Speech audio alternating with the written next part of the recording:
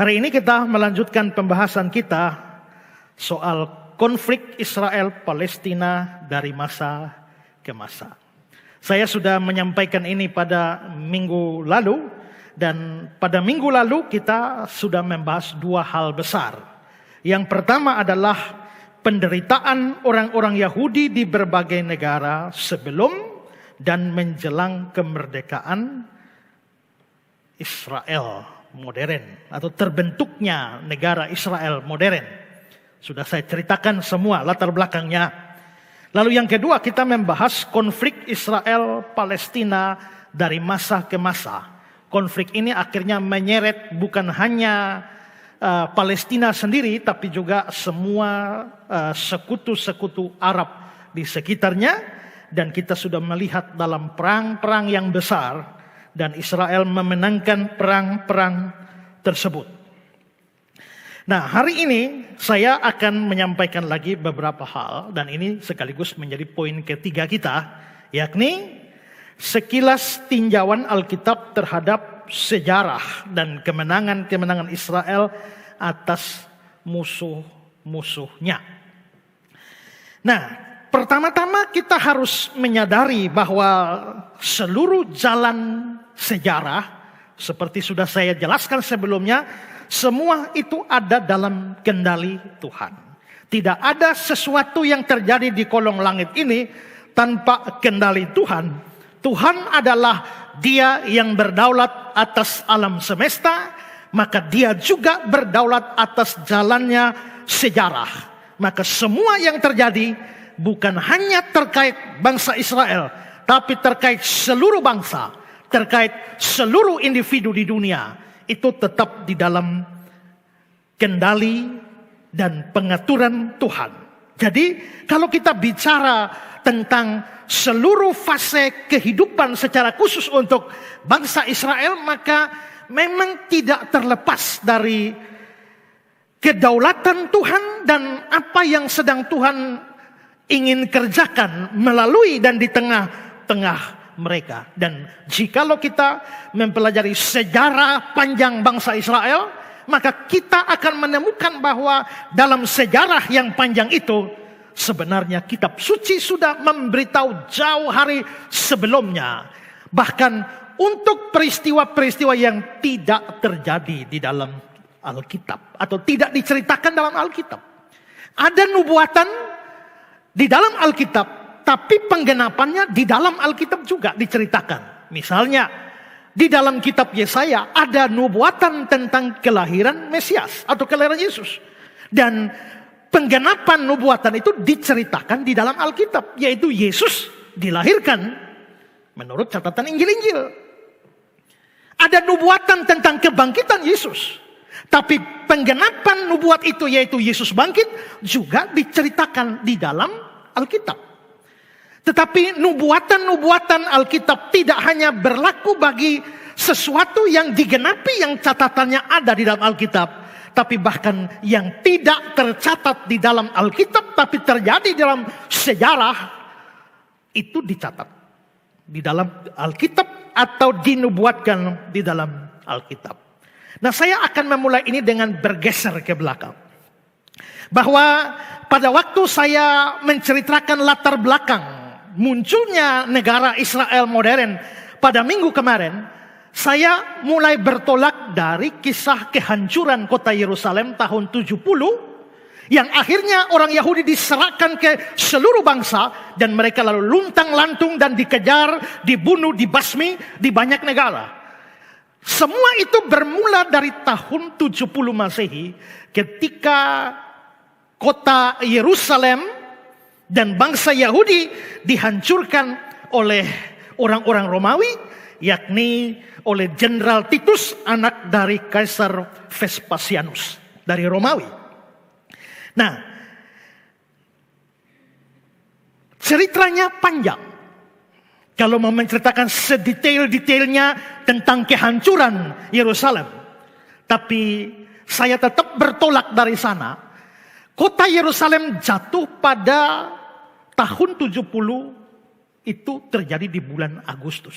Agustus tahun 70 Tapi sebelum kehancuran itu, karena Yerusalem di atas gunung dengan tembok-tembok kubu-kubu, kota benteng yang kuat, maka orang Roma mempunyai strategi. Kita sukar kita menembus ke atas. Karena itulah tidak usah repot-repot menyerang ke atas, kita cukup kepung saja. Maka kota Yerusalem dikepung oleh bala tentara Romawi, dan dikepungnya dalam tempo waktu yang lama selama 5 bulan. Selama 5 bulan itu tentara Romawi berkemah dan bersiaga sekeliling kota Yerusalem, dan itu menyebabkan tidak ada satu penduduk Yerusalem pun yang bisa keluar. Sebelum itu terjadi, sudah ada banyak orang dari luar daerah itu masuk ke Yerusalem. Larinya, berlindungnya ke Yerusalem. Ketika semua sudah berlindung di Yerusalem, itulah Yerusalem dikepung selama 5 bulan. Dan akibat dari pengepungan itu sebenarnya tidak terlalu hebat, karena perbekalan dalam gudang perbekalan itu makanannya, stoknya banyak. Sayangnya sementara dikepung oleh Romawi dari luar, tapi di dalam kota Yerusalem sendiri itu terjadi pertikaian antar orang Yahudi sendiri, dan mereka saling baku bunuh sampai akhirnya gudang perbekalan terbakar. Nah, ketika gudang perbekalan terbakar, maka disitulah krisis dimulai. Mereka harus mencari makanan di luar, tapi kalau mau keluar artinya siap mati di tangan Romawi. Maka pada waktu itu, saudara-saudara, orang-orang Romawi itu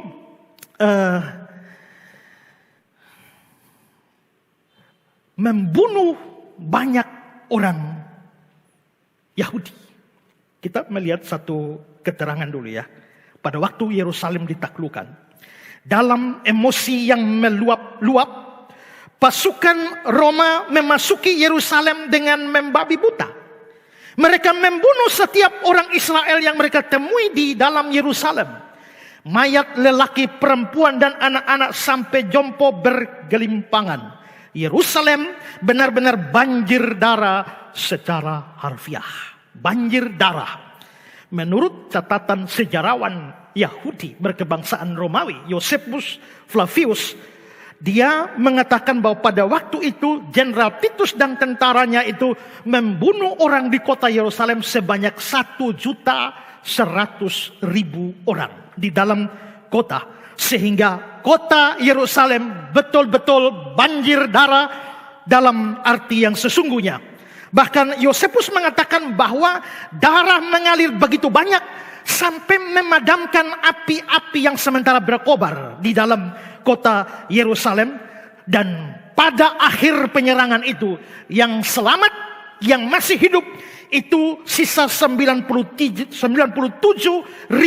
orang Yahudi yang dirasa cukup kuat dibawa ke Romawi, dan sisanya diserahkan ke berbagai bangsa.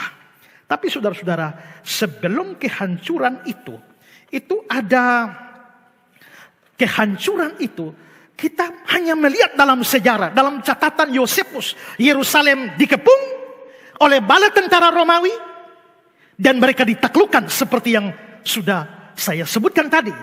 Tapi saudara-saudara, itu terjadi tahun 70 Masehi. Tapi tahukah saudara bahwa 40 tahun sebelumnya, ya, Tuhan Yesus sebenarnya sudah menyampaikan hal ini. Lihat Lukas 19, 41-44. Dan ketika Yesus telah dekat dan melihat kota itu, kota Yerusalem, dia menangisinya. Katanya, wahai, betapa baiknya jika pada hari ini juga engkau mengerti apa yang perlu untuk damai sejahteramu. Yesus bicara tentang Yerusalem. Yerusalem itu dari kata Yeru, kota, dan Salem, salam, salom, yang artinya damai. Jadi Yerusalem itu artinya kota damai. Nah, di sini Yesus bilang, ya, wahai, betapa baiknya jika pada hari ini engkau mengerti apa yang perlu untuk damai sejahteramu. Yesus bicara soal damai sejahtera untuk kota damai. Tetapi sekarang hal itu tersembunyi bagi matamu, sebab akan datang harinya.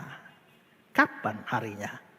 Ya, tahun 70, bulan Agustus. Sebab akan datang harinya bahwa musuhmu akan mengelilingi engkau dengan kubu, lalu mengepung engkau dan menghimpit engkau dari segala jurusan. Dan mereka akan membinasakan engkau beserta dengan pendudukmu. Dan pada tembokmu mereka tidak akan membiarkan satu batu pun tinggal terletak di atas batu yang lain. Lalu dalam Lukas 21 ayat 20 dan seterusnya. Apabila kamu melihat Yerusalem dikepung oleh tentara-tentara, ketahuilah bahwa keruntuhannya sudah dekat.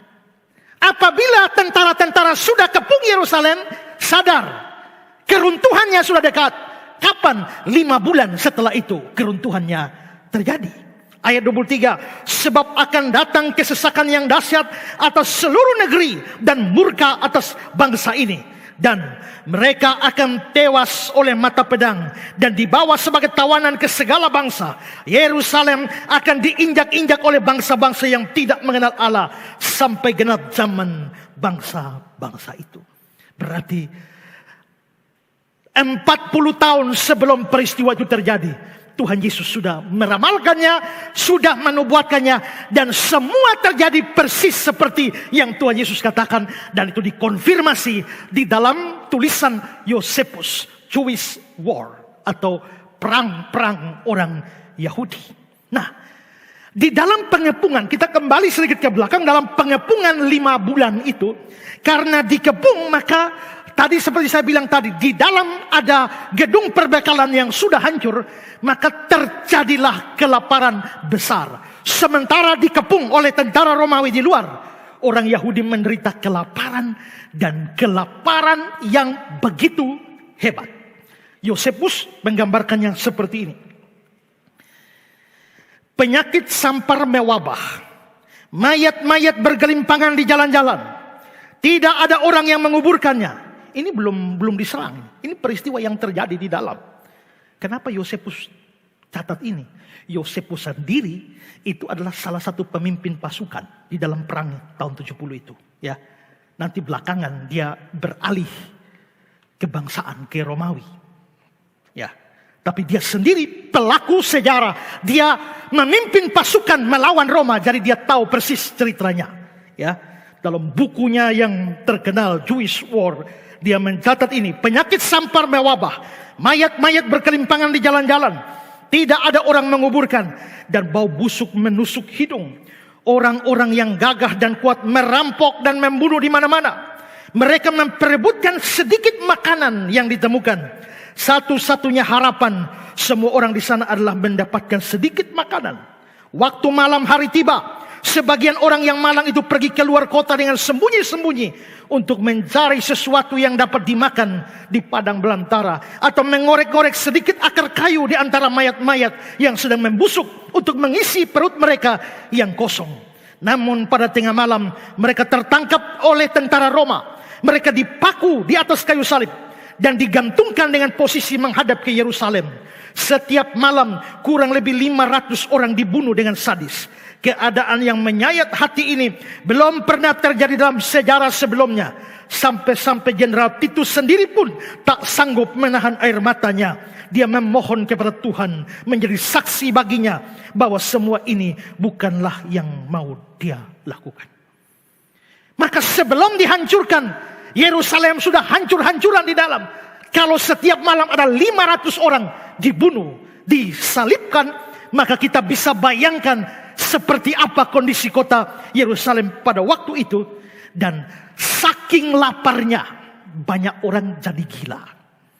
Jadi gila seperti apa? Yosefus mencatat, karena kelaparan yang amat sangat, peristiwa tragis yang tidak berperi kemanusiaan, seperti anak membunuh ayahnya atau ibu membunuh anaknya untuk dijadikan makanan, seringkali terjadi.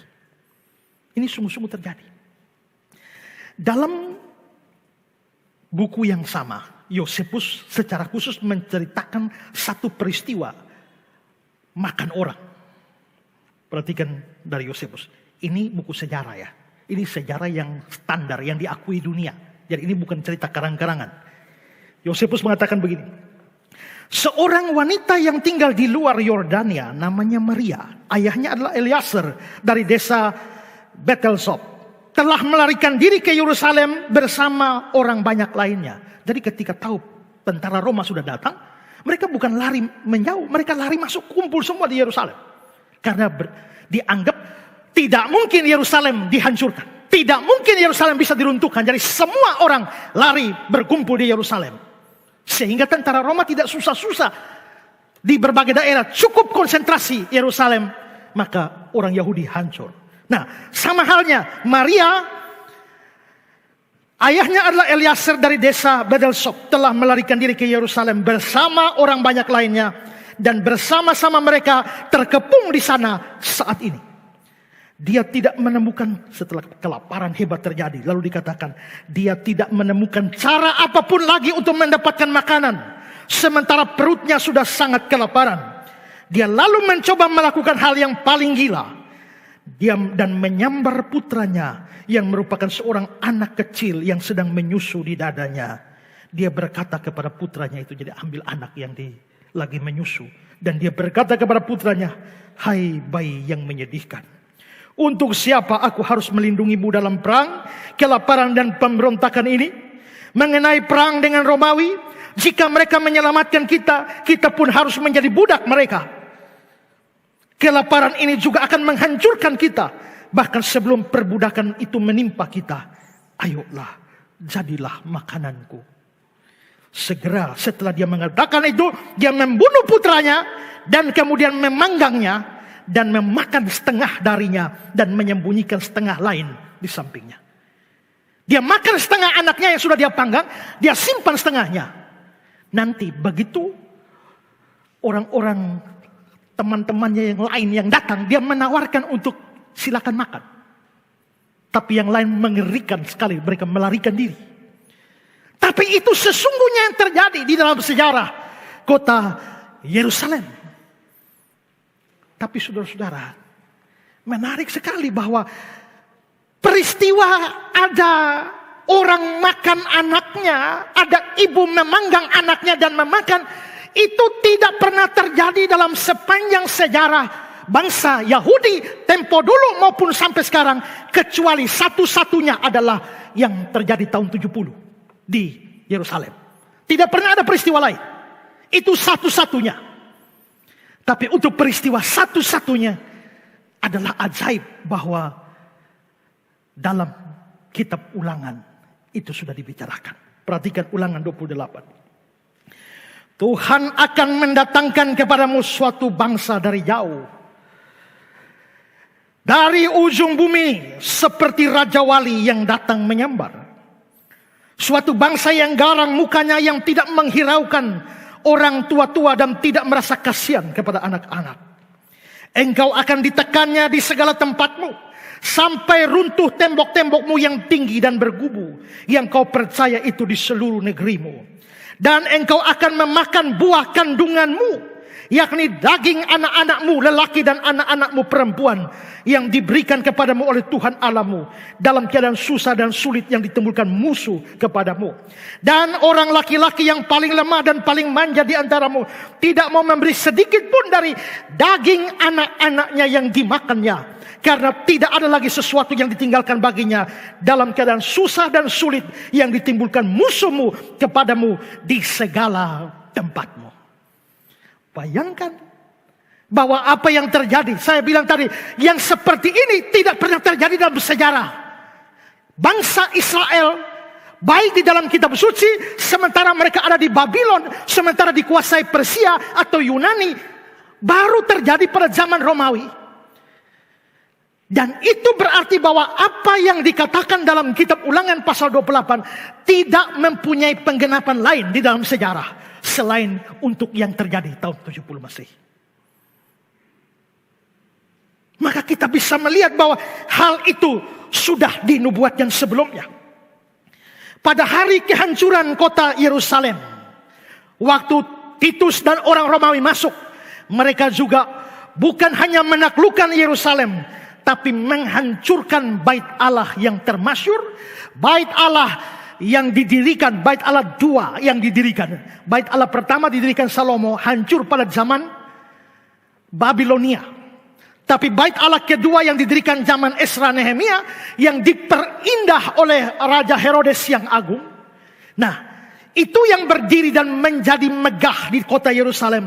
Pada saat itu, orang-orang Romawi meratakan bait Allah itu dengan tanah. Perhatikan kutipan berikut. Pasukan Roma mengamuk dan menyerbu dalam rumah ibadat terbesar Yahudi. Salah seorang tentara Roma melempar obor ke dalam bangunan dan mengenai gorden agung. Gorden agung ini kelihatannya yang tirai, ya. Api menyulut gorden dan tempat tersuci bagi Israel pun terbakar dan mulai runtuh. Bait Allah terbakar. Setelah bait Allah dibakar, para tentara Roma mulai masuk dan menjara seluruh isinya. Kita tahu bait Allah itu begitu luar biasa. Berapa banyak kekayaan yang ada di sana dijarah seluruhnya oleh orang-orang Romawi. Dan mereka mengambil semua perkakas bait Allah. Seperti kandil emas atau kaki dian, meja roti emas dan lain-lain. Bahkan mungkin tabut perjanjian. Karena mengapa saya bilang mungkin? Karena ada masalah. Apakah tabut perjanjian hilang pada keruntuhan bait Allah satu zaman Nebukadnezar dari Babel? Ataukah baru hilang pada zaman tahun 70 ini? Kalau terjadi hilang pada waktu Nebukadnezar menaklukkannya, waktu pulang dari pembuangan, orang Yahudi dari pembuangan Babel, mereka tidak membawa lagi. Kalau mereka tidak membawa, mungkinkah yang ada di bait Allah Herodes itu hanya duplikat? Itu masih menjadi perbedaan yang panjang. Tapi pokoknya semua perkakas bait Allah itu dibawa ke Roma dan mereka pikul. Sekarang itu di jembatan di Roma itu ada satu jembatan yang dibuat untuk mengenang peristiwa penaklukan atas kota Yerusalem tahun 70. Dan di ornamen-ornamen jembatan itu dibikinlah lukisan untuk yang memperlihatkan orang-orang Romawi pikul segala perkakas bait Allah bawa ke Roma. Dan juga saudara-saudara, perlu saudara ketahui bahwa bait Allah Herodes itu, bait Allah yang dihancurkan itu dibuat batu-batunya dari batu yang sangat mahal, dari batu marmer putih yang dilapisi dengan emas. Seperti penjelasan dari International Standard Bible Encyclopedia, dibilang begini tentang the Temple of Herod.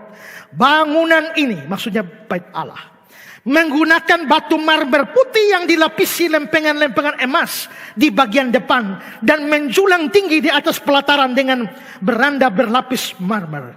Yosefus membandingkan bait Allah dengan gunung berlapiskan salju yang merupakan bangunan yang mencolok dan mengagumkan dari segala sisi. Bayangkan batu-batunya, batu marmer dilapisi dengan emas. Sampai Lukas Chandra mengatakan begini, emas murni dan batu pualam atau marmer membuatnya berkilauan. Bahkan bait Allah yang dulu dibangun Salomo pun tidak dapat menandinginya. Sebab itu pada masa itu terdapat sebuah pepatah berbunyi, barang siapa belum pernah menyaksikan bait Allah yang dibangun Herodes, berarti dia belum pernah menyaksikan sesuatu yang sungguh-sungguh indah. Betapa indahnya bait Allah. Bandingkan dengan Lukas 21 ayat yang kelima. Beberapa orang berbicara tentang bait Allah dan mengagumi bangunan itu yang dihiasi dengan batu yang indah-indah dengan berbagai-bagai persembahan. Nah, karena batu-batu ini berlapis emas, maka pada waktu orang Roma membakar bait Allah, maka terbakarlah semua bersama dengan tembok-temboknya, maka emas-emas yang melapisi batu itu mencair. Ya, mencair dan sampai saudara-saudara begitu mencair, orang-orang Romawi kaget karena ternyata di setiap batu itu ada lapisan emas. Maka mereka lalu akhirnya bukan hanya mengambil perkakas bait Allah, mereka mengambil semua emas yang ada di batu-batu. Karena itu mereka ambil batu yang satu, korek ini ambil emasnya, buang, ambil batu satu lagi. Setiap batu dilepaskan dari batu yang lain, hanya supaya bisa mengambil emas yang melekatnya. Sehingga akhirnya bukan hanya secara umum bait Allah dihancurkan, tapi batu yang satu terlepas dari batu yang lain. karena faktor emas. Dan tahukah bahwa Yesus sudah ngomong itu? Matius 24, 1 dan 2. Sesudah itu Yesus keluar dari bait Allah lalu pergi. Maka datanglah murid-muridnya dan menunjuk kepada bangunan-bangunan bait Allah. Ia berkata kepada mereka, kamu melihat semuanya itu? Aku berkata kepadamu, sesungguhnya tidak ada satu batu pun di sini akan dibiarkan terletak di atas batu yang lain. Semuanya akan diruntuhkan. Lalu Lukas 21, 5, 6. Ketika beberapa orang berbicara tentang bait Allah, mengagumi bangunan yang dihiasi dengan batu yang indah-indah dan dengan berbagai macam barang persembahan, berkatalah Yesus, apa yang kamu lihat di situ? Akan datang harinya di mana tidak ada satu batu pun akan dibiarkan terletak di atas batu yang lain. Semuanya akan dihancurkan. Luar biasa. Membuat kitab suci terkait dengan apa yang terjadi atas bangsa Yahudi dan Yerusalem terjadi dengan sempurna. Setelah bait Allah hancur, lalu orang Romawi juga menghancurkan seluruh kota Yerusalem. Bukan hanya bait Allah, tapi tembok kota Yerusalem itu juga dihancurkan. Tembok kota Yerusalem dihancurkan. Pada waktu mereka menghancurkan semuanya, Jenderal Titus minta bahwa tolong sisakan satu bagian. Bagian barat jangan diruntuhkan. Untuk apa? Tinggalkan dia tetap berdiri supaya orang bisa melihat seperti apa tembok kota Yerusalem. Supaya generasi berikut akan tahu bahwa betapa hebat perkasanya orang Roma sampai menghancurkan pagar setinggi ini. Karena itulah sampai hari ini bagian tembok kota Yerusalem bagian barat tidak diruntuhkan dan masih berdiri sampai hari ini yang dikenal sebagai Western Wall. Ini adalah Western Wall, tembok Yerusalem bagian barat, dan ini juga dikenal sebagai tembok ratapan. Kenapa tembok ratapan? Karena orang Yahudi sering pergi ke situ dan meratap, menangis, memohon Tuhan supaya memulihkan kota Yerusalem. Ya, kita lihat tuh orang-orang Yahudi pergi berdoa di sana. Lalu beberapa orang Kristen yang bodoh ikut-ikutan dari Indonesia bawa pokok-pokok doa lalu tusuk-tusuk di batu itu. Ya, ada yang minta anak, ada yang minta jodoh, ada yang minta apa. Ya, itu kebodohan. Ya, kenapa harus doa di Yerusalem baru manjur? Kenapa juga pakai acara titip pokok doa? Kalau doa di sini kenapa? Dan yang lebih aneh, ada beberapa pendeta juga menerima dan membawa.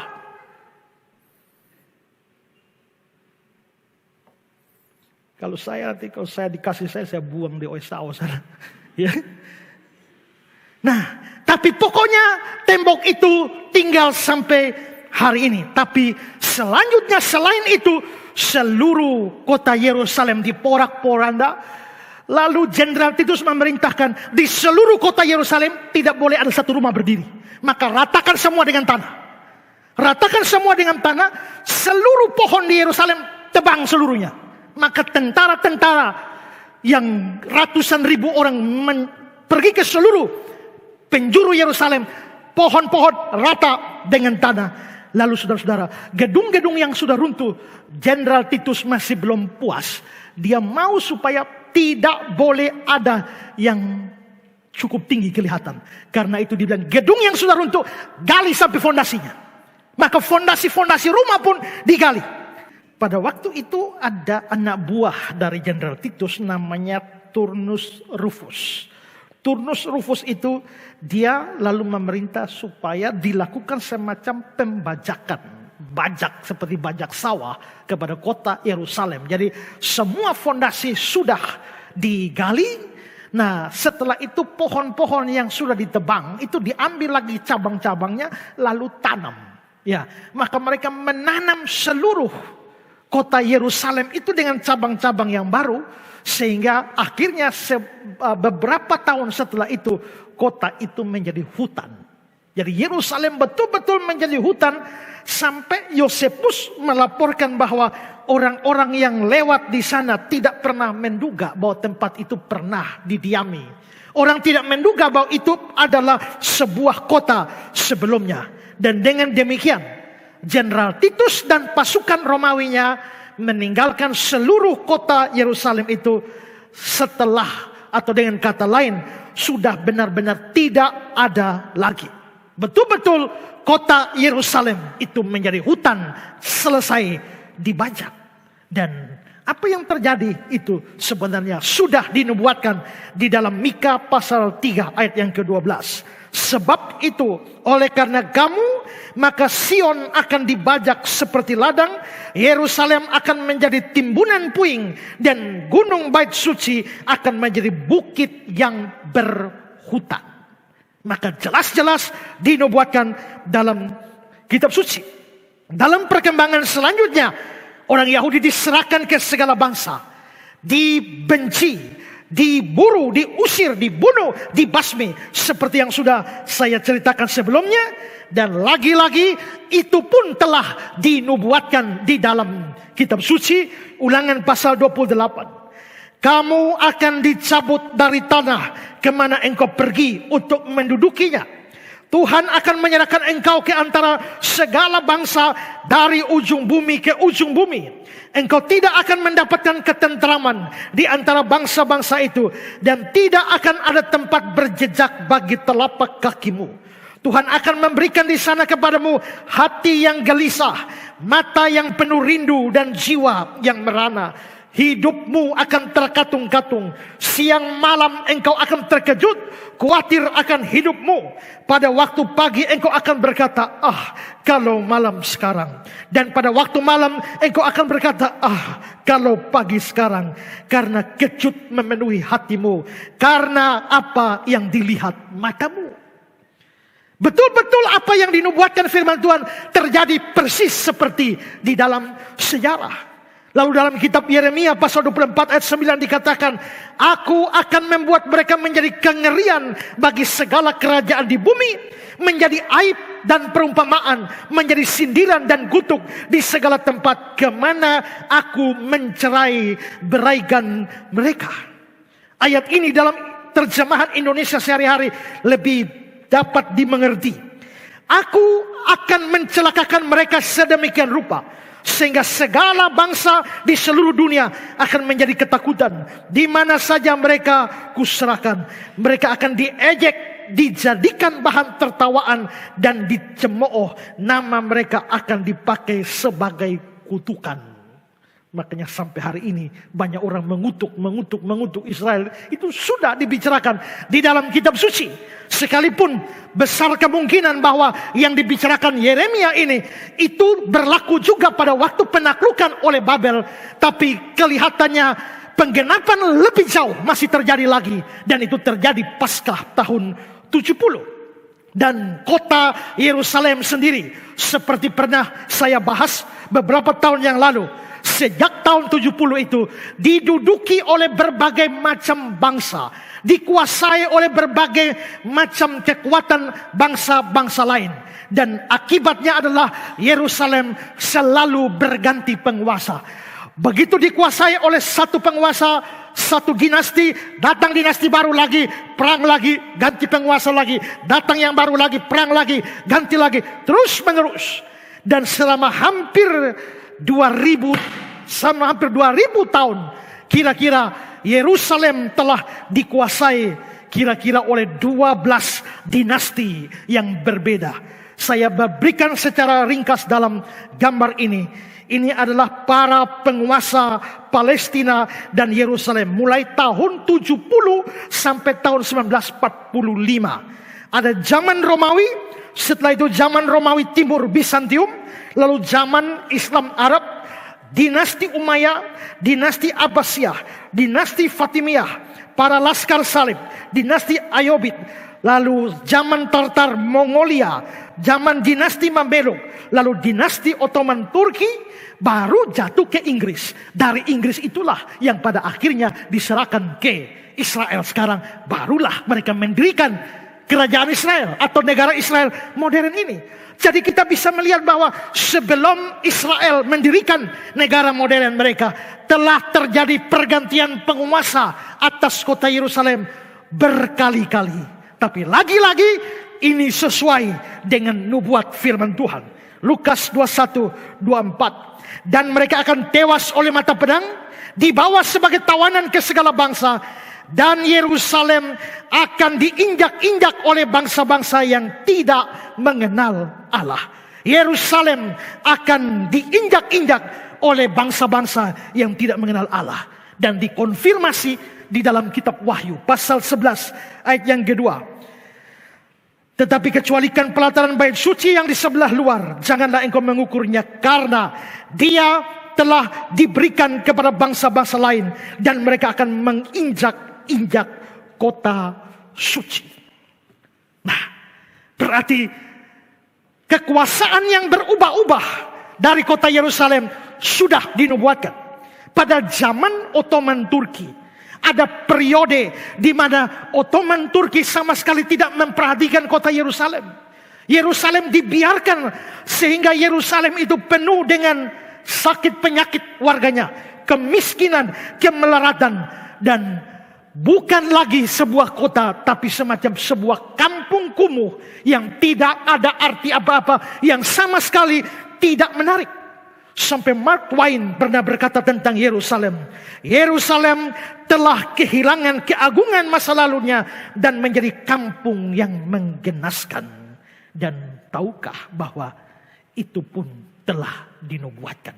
Imamat 26:31-33. Kota-kotamu akan kubuat menjadi reruntuhan, dan tempat-tempat kudusmu akan kurusakkan, dan aku tidak mau lagi menghirup bau persembahanmu yang menyenangkan. Aku sendiri akan merusak negeri itu, sehingga musuhmu yang tinggal di situ akan tercengang-cengang karenanya.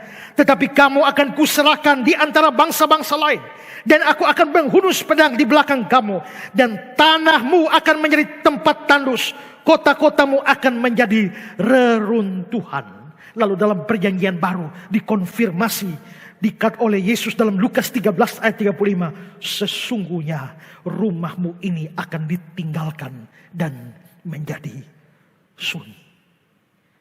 Maka saudara lihat, yang sedang saya tunjukkan adalah tahapan demi tahapan setelah kehancuran, pada saat kehancuran kota Yerusalem, dan peristiwa-peristiwa setelah itu. Ternyata seluruhnya dinubuatkan dalam kitab suci. Memang ada ayat-ayat yang kelihatannya itu menubuatkan kehancuran pertama zaman Babilonia. Tapi kalau dilihat detail-detail kisahnya, detail-detail nubuatannya, kelihatannya nubuat itu lebih berlanjut, digenapi lagi 2 kali penggenapan, yaitu ketika bangsa Yahudi keluar dari negara atau negeri mereka. Nah, karena itulah saudara-saudara, maka setelah kita melihat semua ini, kita akan melihat bahwa sebenarnya apa yang terjadi di dalam perjalanan sejarah bangsa Israel pasca kehancuran 70, itu semua dinubuatkan. Karena itu juga maka pada minggu sebelumnya kita bicara berbagai macam perang besar yang terjadi antara bangsa-bangsa Arab melawan Israel dan dimenangkan oleh Israel. Itu juga pasti. Nah, pada waktu mereka akhirnya berhasil terlepas dari faktor PBB, terlepas dari faktor Inggris, terlepas daripada faktor Zionis yang bekerja, semua itu. Tapi bahwa mereka yang hilang hampir 2000 tahun, lalu bisa muncul kembali dan membangun kembali sebuah negara modern. Itu tidak kebetulan. Rasanya aneh kalau kita sudah melihat mulai dari tahun 70 sampai semua detail itu dibicarakan firman Tuhan. Lalu hal besar seperti kembalinya munculnya negara ini yang hilang hampir 2000 tahun. Kok kebetulan? Tidak. Itu mereka kembali dari berbagai bangsa dan membentuk satu bangsa, kembali ke tanah mereka.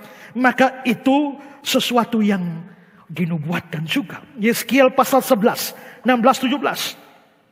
Oleh sebab itu katakanlah, beginilah firman Tuhan Allah, walaupun aku membawa mereka jauh-jauh di antara bangsa-bangsa dan menyerahkan mereka di negeri-negeri itu, aku akan menjadi tempat kudus yang sedikit artinya bagi mereka di negeri-negeri di mana mereka datang. Oleh sebab itu katakanlah, beginilah firman Tuhan Allah, Aku akan menghimpunkan kamu dari bangsa-bangsa dan mengumpulkan kamu dari negeri-negeri di mana kamu berserak, dan aku akan memberikan kamu tanah Israel. Lalu dalam pasal 34, aku akan membawa mereka keluar dari tengah bangsa-bangsa dan mengumpulkan mereka dari negeri-negeri dan membawa mereka ke tanahnya. Aku akan mengembalakan mereka di atas gunung-gunung Israel, di alur-alur sungainya, di semua tempat kediaman di orang di tanah itu. Aku akan menjemput kamu dari antara bangsa-bangsa dan mengumpulkan kamu dari semua negeri, dan akan membawa kamu kembali ke tanahmu. Lalu pasal 37, katakanlah kepadanya, beginilah firman Tuhan Allah, sungguh aku menjemput orang Israel dari tengah bangsa-bangsa.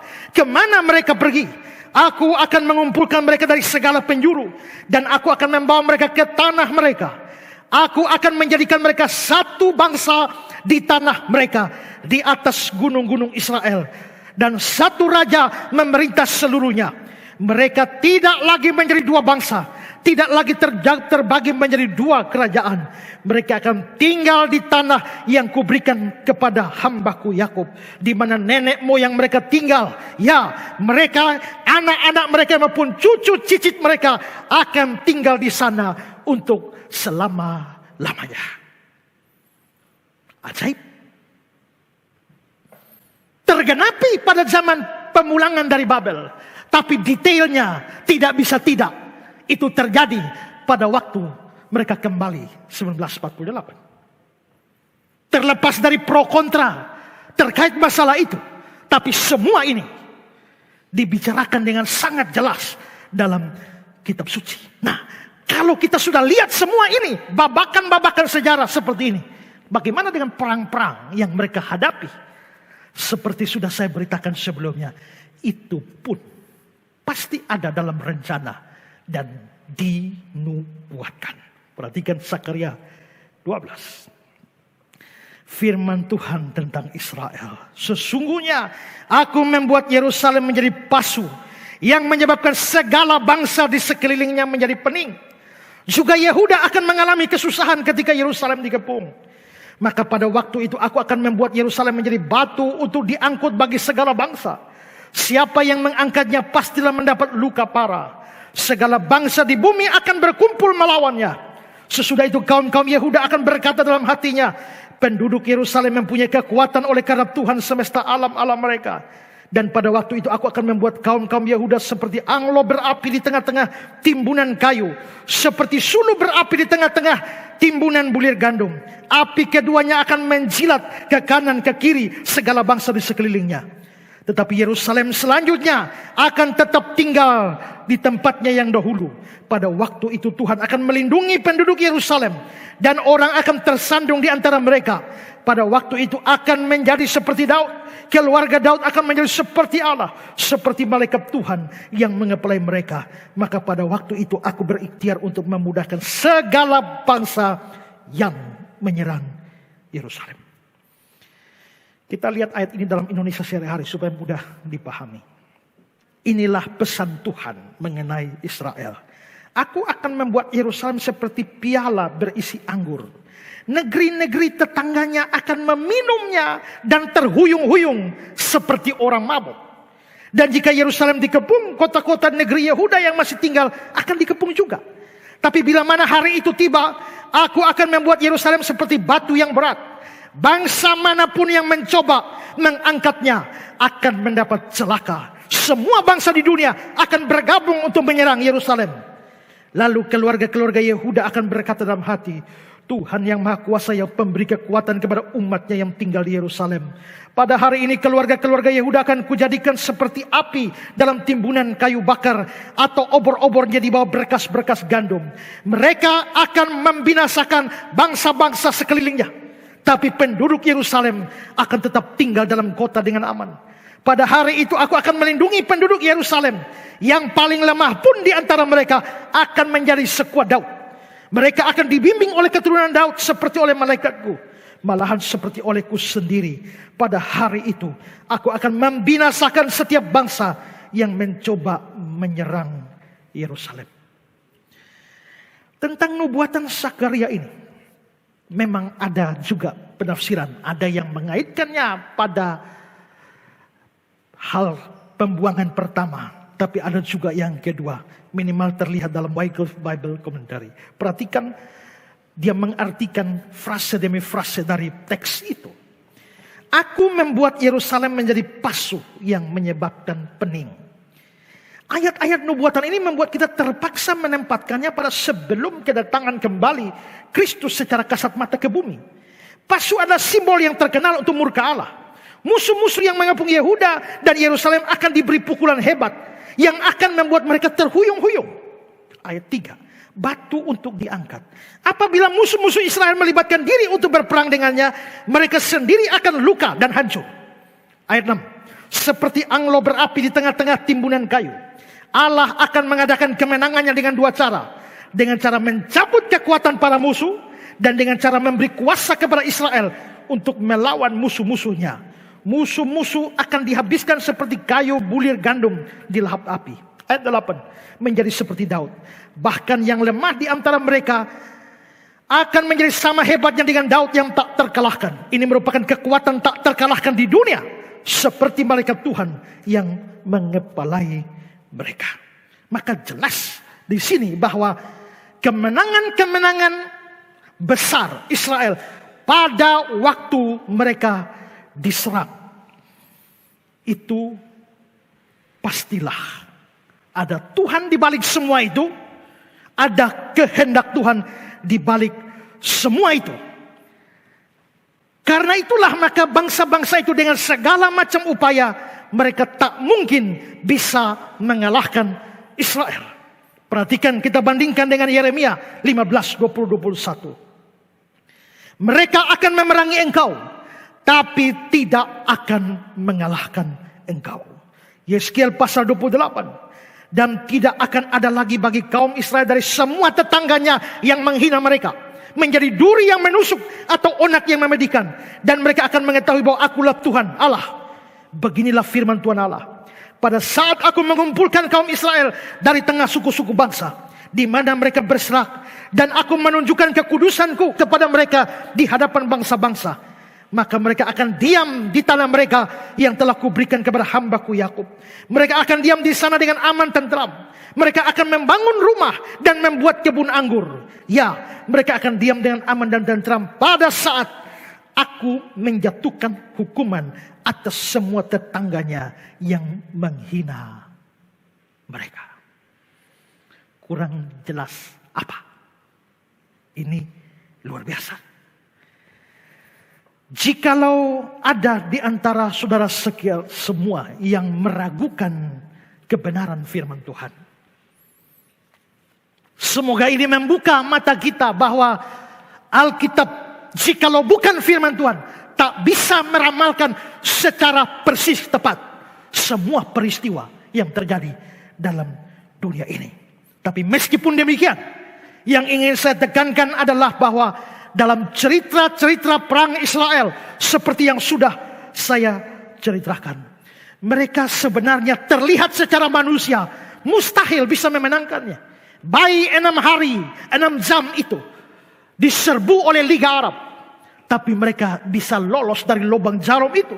Juga ketika mereka dikeroyok 10 negara Arab dalam 6-day war. Dan terlebih-lebih lagi ketika mereka tanpa persiapan sama sekali pada waktu perang Yom Kippur. Tapi mereka masih bisa memenangkannya sekalipun musuh mereka adalah raksasa Arab yang didukung oleh Uni Soviet. Tapi bisa selamat. Apa sesungguhnya? Lagi-lagi pasti Tuhan. Dalam Zakaria 12 tadi, saudara bisa lihat kata-kata penting. Aku membuat. Lalu di bawahnya ayat 3. Aku akan membuat. Lalu ayat 5. Penduduk Yerusalem yang punya kekuatan oleh karena Tuhan semesta alam, Allah mereka. Lalu ayat 6. Aku akan membuat. Ayat 8. Tuhan akan melindungi penduduk Yerusalem. Ayat 9. Aku berikhtiar untuk memunahkan segala bangsa yang menyerang Yerusalem. Itu berarti bahwa kemenangan mereka bukan semata-mata kekuatan mereka. Kemenangan mereka pasti ada pekerjaan Allah di balik semua itu. Lalu kita tanya, kenapa Tuhan bekerja begitu? Jawabnya sederhana, karena Tuhan belum selesai urusan dengan mereka. Karena masih ada kalender kerja Tuhan yang belum selesai dengan Israel. Dalam kalender kerja Allah, Israel akan menduduki tempat mereka dan tidak akan tercabut lagi dari sana. Seperti kata Amos pasal 9 ayat 15. Maka aku akan menanam mereka di tanah mereka. Mereka tidak akan dicabut lagi dari tanah yang telah kuberikan pada mereka. Firman Tuhan Allahmu. Tidak akan dicabut. Ini tak mungkin untuk pulang dari pembuangan Babel. Karena ternyata setelah pulang dari pembuangan Babel, masih terjadi tahun 70. Mereka diserahkan lagi. Berarti apa yang dikatakan Amos tidak tepat. Tapi itu pasti berkaitan dengan yang terjadi setelah kehancuran tahun 70, penyerahan tahun 70. Mereka tidak akan dicabut lagi dari tanah yang kuberikan kepada mereka. Kalau ini program Tuhan, dengar baik-baik. Tidak ada satu kekuatan dunia pun yang bisa menggagalkan program ini. Ayub 23:13. Tetapi dia tidak pernah berubah. Siapa dapat menghalangi dia? Apa yang dikehendakinya dilaksanakan juga. Bandingkan ini semua dengan demo-demo melawan Israel. Coba lihat ini. Hapuskan Israel dari muka bumi. Hapus Israel dari peta dunia. Usir Israel. Satu kata, hapus Israel. Musnahkan dari muka bumi. Tapi Amos 9 bilang, mereka tidak akan tercabut lagi dari tanah yang kuberikan kepada mereka. Jadi mau bagaimana? Siapakah engkau yang melawan Tuhan? Sultankah? Tapi terlepas dari saat ini banyak orang Israel yang tidak percaya Yesus. Banyak. Mayoritas Israel tidak percaya Yesus. Tapi janji Allah tidak berubah. Seperti saya bilang tadi, dia belum selesai berperkara dengan Israel. Memang sekarang kelihatannya, dulu mata Allah diarahkan kepada Israel. Tapi karena penolakan Israel akan Kristus, matanya dialihkan kepada bangsa-bangsa lain. Saudara dan saya, sekalipun demikian, dia tidak berakhir dengan yang ini. Urusannya belum selesai. Dia masih akan berurusan. Dia tidak membuang mereka. Ulangan 4 ayat yang ke-31. Sebab Tuhan Allahmu adalah Allah penyayang. Dia tidak akan meninggalkan atau memusnahkan engkau. Dan dia tidak akan melupakan perjanjian yang diikrarkannya dengan sumpah kepada nenek moyangmu. Jadi kalau sampai Allah masih mau berurusan dengan Israel, bukan karena Israelnya. Mereka anti Kristus saat ini. Mereka tidak percaya Kristus. Mereka anggap Kristus itu Mesias palsu. Tapi kenapa Allah masih peduli dan masih berurusan dengan mereka? Bukan karena mereka. Tapi karena Allah tidak bisa mengingkari janjinya dengan bapak-bapak bangsa Abraham, Ishak, dan Yakub. Karena itulah dia masih berurusan dengan Israel sampai hari ini. Walaupun tidak terlalu banyak seperti yang dia lakukan bagi umat perjanjian baru. Yaitu saudara dan saya. Yeremia 31, 36, 37. Sesungguhnya seperti ketetapan-ketetapan ini tidak akan beralih dari hadapanku. Demikian firman Tuhan. Demikianlah keturunan Israel juga tidak akan berhenti menjadi bangsa di hadapanku untuk sepanjang waktu. Beginilah firman Tuhan. Sesungguhnya seperti langit di atas tidak terukur dan dasar-dasar bumi di bawah tidak terselidiki. Demikian juga aku tidak akan menolak segala keturunan Israel karena segala apa yang dilakukan mereka. Demikian firman Tuhan. Ya, Dia tidak membuang mereka. Dia masih mengontrol jalan sejarah mereka. Hingga satu titik dalam sejarah nanti. Dia baru akan memulihkan mereka. Dengan mengaruniakan kepada mereka hati yang baru. Sehingga mereka tercelik matanya. Dan melihat kepada Kristus Tuhan kita. Mereka yang adalah orang-orang pilihan secara rohani akan bersama-sama dengan kita dari bangsa-bangsa yang lain bersatu dalam iman kepada Kristus. Itu belum terjadi, tapi pasti akan terjadi. Seperti dikatakan Paulus dalam Roma 11 ayat 25. Aku mau agar kamu mengetahui rahasia ini. Sebagian dari Israel telah menjadi tegar, sampai jumlah yang penuh dari bangsa lain telah masuk. Maksudnya apa? Dulu dia datang untuk Israel. Tapi Israel menolak dia dan menyalibkan dia. Mereka menolak, tidak terima dia. Maka sekarang dia mengalihkan kepada bangsa lain. Dan dia memanggil semua orang pilihan dari bangsa lain. Sampai kapan? Sampai jumlah yang penuh dari bangsa lain telah masuk. Maksudnya orang pilihan dari bangsa-bangsa lain itu menjadi percaya. Setelah semua dari bangsa lain masuk, dari Indonesia masuk, India masuk, Afghanistan masuk, dari Timor Leste masuk, Australia, Amerika, semua masuk. Baru dia akan berurusan dengan Israel untuk terakhir kali. Dan jikalau semua sudah masuk dan Israel masuk terakhir, maka akhir zaman sudah akan tiba. Itulah program kalender kerja Allah. Tapi menarik adalah bahwa mereka yang istimewa, mereka yang dekat, justru mereka yang awal, justru masuknya belakangan. Kita yang jauh, yang mestinya belakangan, justru sekarang menjadi awal. Itulah sebabnya yang awal bisa jadi yang terkemudian. Dan yang terkemudian bisa menjadi yang awal.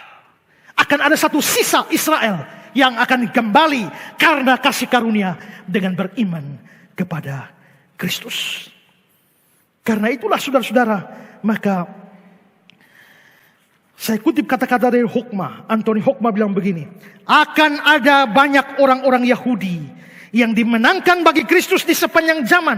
Antara kedatangan pertama dan kedatangan kedua. Yaitu bersamaan dengan penggenapan jumlah yang penuh dari bangsa-bangsa lain. Dari pertobatan orang-orang Yahudi tersebut, kita harus mampu melihat tanda tentang kepastian kembalinya Kristus untuk kedua kalinya. Di lain pihak, tanda ini harus mengusik hati kita untuk melihat kepentingan dan mendesaknya misi penginjilan bagi orang-orang Yahudi.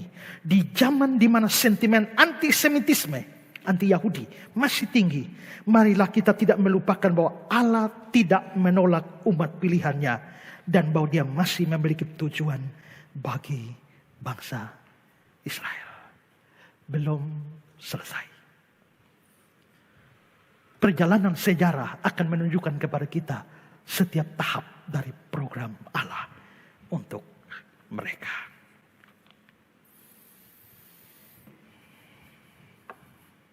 Luar biasa bukan?